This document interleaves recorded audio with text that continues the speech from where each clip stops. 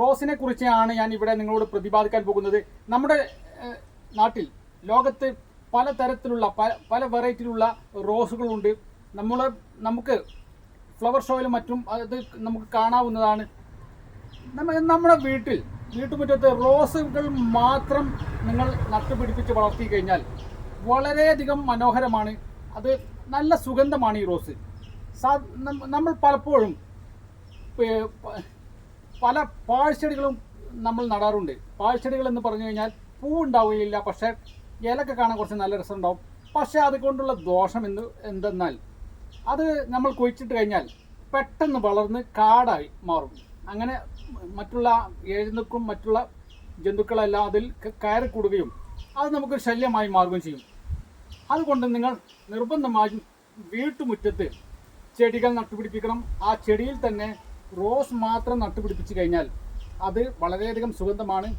നമ്മുടെ മനസ്സിനും ശരീരത്തിനും കുളിർമയേകുന്ന ഒരു വസ്തുവാണ് നമുക്ക് റോസ് എന്ന് പറയുന്നത്. ആ റോസ് നമ്മൾ നട്ടുപിടിപ്പിച്ച് കഴിഞ്ഞാൽ സ്വാഭാവികമായും നമുക്ക് വീടിൻ്റെ പുറത്തിറങ്ങുന്ന സമയത്ത് നമുക്ക് എന്തെന്നില്ലാത്ത സന്തോഷം ആനന്ദവും തരുന്നതാണ്. അതുകൊണ്ട് നിങ്ങൾ നിർബന്ധമായും ചെടിയെ സംരക്ഷിക്കണം. ചെടി എന്ന് പറഞ്ഞു കഴിഞ്ഞാൽ പൂവുണ്ടാവുന്ന ചെടികൾ മാത്രമേ നിങ്ങൾ നട്ടു വളർത്താൻ പാടുകയുള്ളൂ. അതുകൊണ്ട് ഈ ഒരു ഭംഗിയുള്ള റോസ് നിങ്ങളും വീട്ടുമുറ്റം നടുകയാണെങ്കിൽ നിങ്ങൾക്ക് നല്ല സുഗന്ധവും അതുപോലെ തന്നെ നല്ല ഭംഗിയും നൽകുന്നതാണ്. ഈ റോസിനെ നിങ്ങൾ ശ്രദ്ധിച്ചു കഴിഞ്ഞാൽ ഒരുപാട് ഇതളുകളാണ്. ഇത് നമ്മുടെ ദൈവം തമ്പുരാൻ ദൈവത്തിൻ്റെ വലിയൊരു കഴിവാണ്. മനുഷ്യവർഗത്തിന് നമുക്കൊരു പുൽക്കൊടിയെ പോലും സൃഷ്ടിക്കാൻ കഴിയുന്നില്ല. പക്ഷേ ദൈവം എന്ന വലിയ കഴിവുള്ള അതിശക്തനായ ദൈവം തമ്പുരാൻ ഭൂമിയിലുള്ള ഓരോ ചെടികളെയും മറ്റും പക്ഷി മൃഗാദികളെയും സൃഷ്ടിക്കുമ്പോൾ അത് നമുക്ക് ആസ്വദിക്കാനുള്ളതാണ്. നല്ല വാസനയാണ് ഇത് പല പ്രൊഡക്റ്റുകളും ഈ റോസിൽ നിന്നും ഉണ്ടാക്കുന്നുണ്ട്. അതിൽ പ്രധാനമായും റോസ് വാട്ടറാണ്.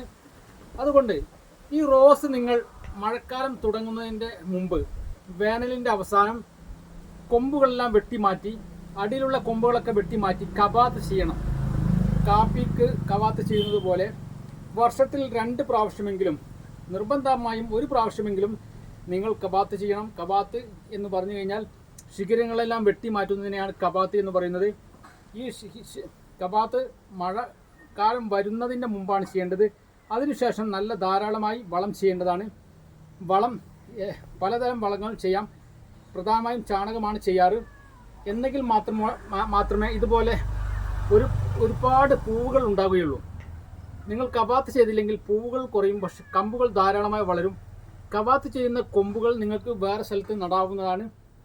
റൂട്ടെക്സ് എന്ന് പറയുന്ന ഒരു വേര് പെട്ടെന്ന് വളരാൻ വേണ്ടിയുള്ളൊരു ദ്രാവകമുണ്ട്. അതിൽ മുക്കിക്കഴിഞ്ഞ് നട്ടുകഴിഞ്ഞാൽ പെട്ടെന്ന് ഉണ്ടാകുന്നതാണ്. ഇതിൽ ഒരുപാട് പൂവുകൾ ഉണ്ടാവാറുണ്ട്. അതുകൊണ്ട് കവാത്ത് ചെയ്താൽ മാത്രമേ ധാരാളം പൂവുകൾ ഉണ്ടാവുകയുള്ളൂ. അതുകൊണ്ട് നിങ്ങളുടെ വീട്ടുമുറ്റത്ത് പലതരം റോസുകൾ നട്ടുപിടിപ്പിച്ചു കഴിഞ്ഞാൽ അത് നിങ്ങളുടെ വീടിനെ ഐശ്വര്യവും സമ്പൂർണവുമാക്കും. അതുകൊണ്ട് കുറഞ്ഞ സമയം നിങ്ങൾ ഈ ചെടിയിലേക്ക് ശ്രദ്ധ ചെലുത്തണം. ഗാർഡൻ മേക്കിംഗ് അത് നമ്മുടെ മനസ്സിന് ശരീരത്തിനും കുളിർമയേകുന്ന ഒരു പ്രധാനപ്പെട്ട സംഭവമാണ്. അതുകൊണ്ട് എൻ്റെ ഈ ഒരു റോസ് ട്രീറ്റ്മെൻറ്റിനെ കുറിച്ചുള്ള ചില കാര്യങ്ങൾ നിങ്ങൾക്ക് മനസ്സിലായി എന്ന് വിചാരിക്കുന്നു. Okay, thank you.